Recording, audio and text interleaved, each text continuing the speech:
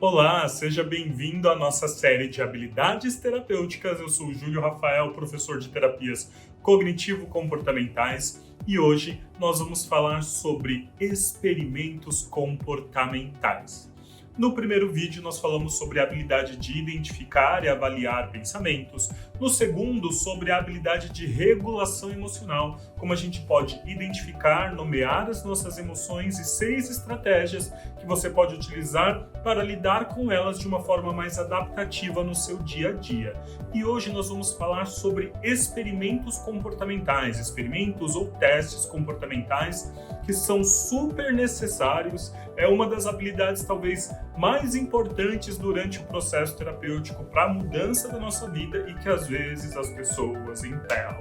Então você como terapeuta talvez precise entender um pouco melhor isso, e se você como paciente tem procurado mudanças na sua vida, aderir às propostas que aparecem durante as suas sessões de terapia podem favorecer as mudanças que você tanto deseja. Antes da gente dar continuidade, clica aqui embaixo, já se inscreve no nosso canal, ativa a notificação aí no sininho para que você não perca nenhum vídeo novo e, se possível, compartilhe esse vídeo com outras pessoas que também podem se beneficiar desse conhecimento.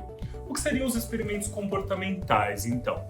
Nós falamos sobre identificar pensamentos para modificar as nossas emoções e termos ações mais funcionais no nosso dia a dia, de regular as nossas emoções até para poder pensar melhor e também agir com mais facilidade, às vezes, diante de situações desafiadoras, porém, para que a mudança seja consolidada e, às vezes, para que a gente passe a acreditar mais num pensamento alternativo, adaptativo ou mais funcional, a gente precisa testar uma ideia, testar a validade do pensamento novo.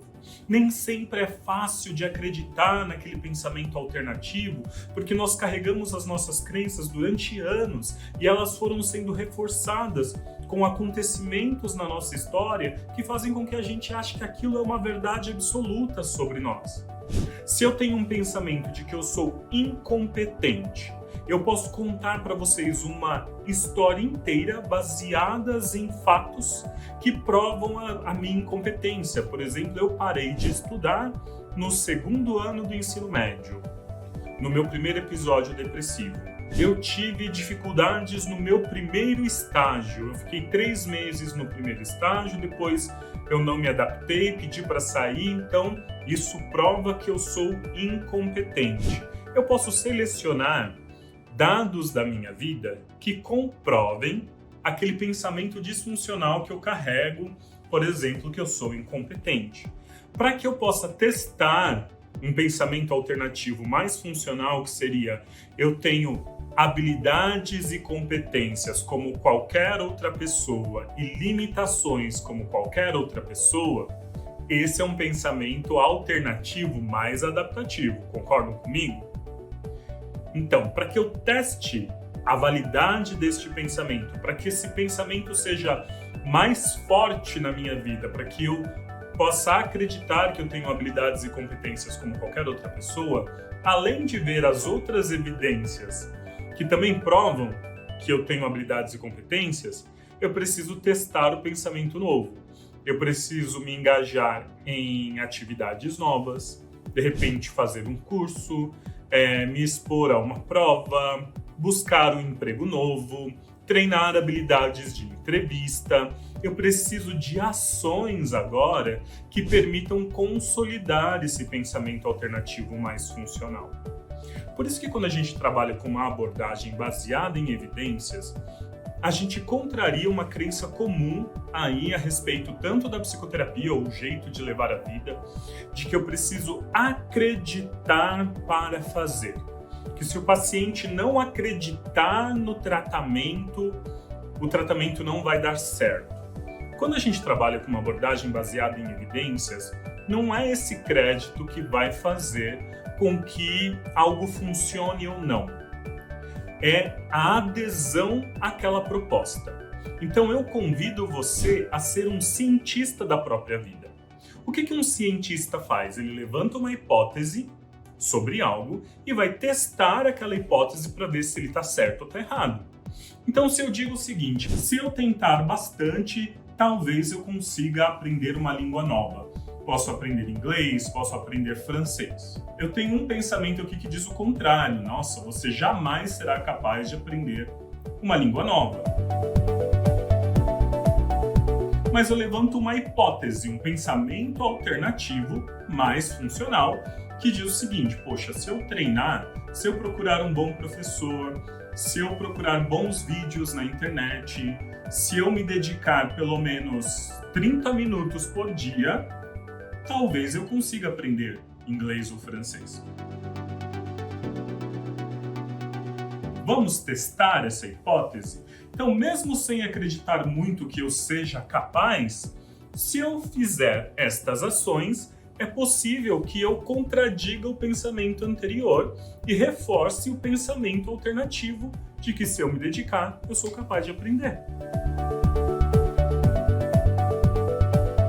Eu até convido os meus pacientes, eu falo assim, olha, por que você não testa? Por que você não tenta provar então que eu estou errado?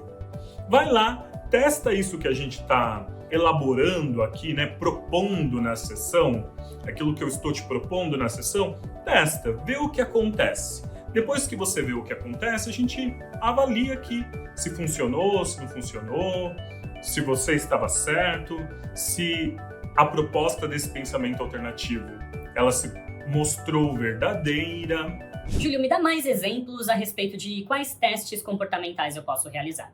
Num quadro depressivo, as pessoas imaginam que elas precisam se sentir melhor para que elas façam determinadas coisas, mas a ordem é completamente inversa. O tratamento para depressão, ele envolve ativação comportamental. É a pessoa engajada em novos comportamentos que ela passa a se sentir melhor. Então ela precisa, mesmo ali se sentindo triste, sentindo aquele vazio existencial, uma vontade de não fazer nada, uma dificuldade de se movimentar, testar essa ideia. Vamos caminhar 30 minutos no quarteirão e ver se você se sente um pouco melhor do que trancado em casa o dia inteiro ou em cima do sofá o dia inteiro só mexendo no celular ou vendo séries. Vamos testar essa ideia? Porque o paciente, de forma comum, pode trazer um pensamento assim: eu sei que eu não vou gostar. E aí a gente já sabe, dentro da terapia cognitivo-comportamental, que é uma distorção chamada previsão do futuro.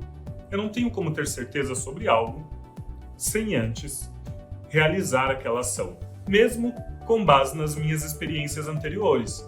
Porque não é 100% verdadeiro que, por conta de algo ter acontecido no passado, que aquilo vai se repetir igualzinho no presente.